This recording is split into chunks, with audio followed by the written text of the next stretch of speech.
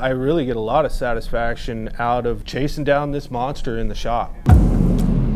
The blacksmiths throughout history have always been known as the critical thinkers, the engineering types, and have always looked for that, I don't want to say lazy guy's way out, but the smart way to do it. They were the same then as I am now, in that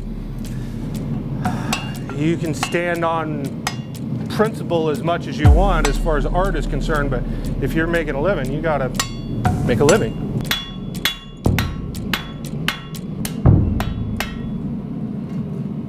There's strong sentiment in the blacksmithing community about being traditional and only ever using techniques and tools from 1890 and before.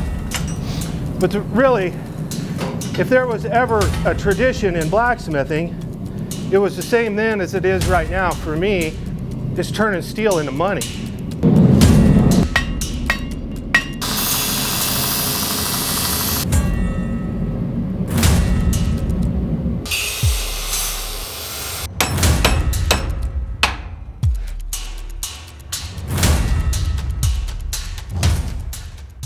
I'm less interested in being the traditional old-time blacksmith that everybody has that image of under the chestnut tree, as I am making the best stuff out there and using whatever techniques we need to do that. But forging and hand forging is still relevant. It still does just what we need it to do for many of these functions.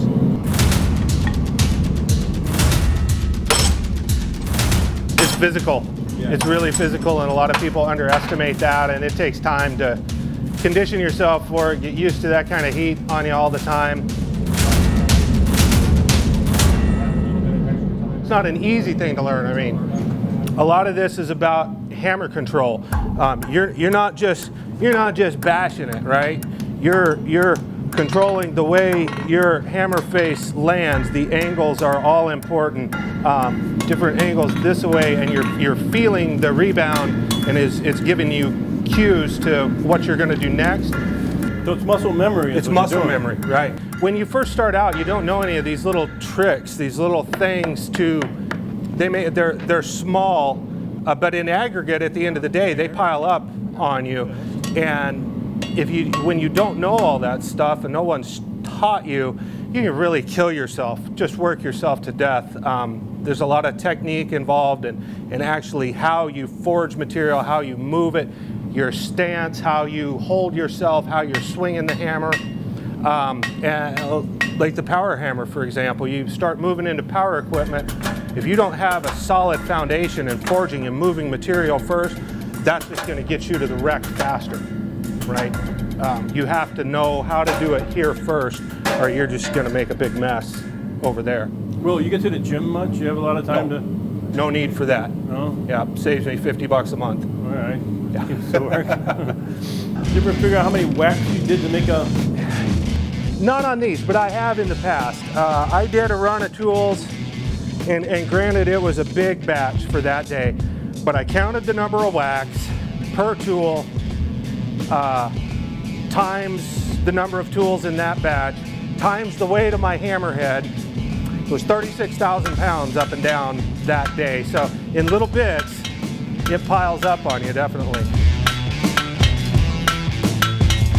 You'll see me when I'm working, I'll bounce my hammer often. And that is because I'm taking a little rest. I'm not making music, I'm not keeping a rhythm. I'm taking a small rest in between as I reposition my workpiece, and even that bounce is better than snatching it up from a dead stop every time.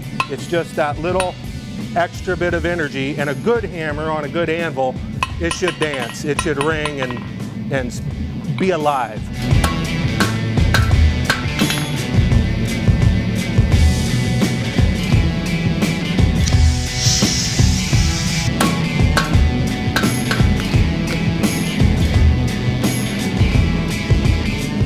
Like Thor, that's great.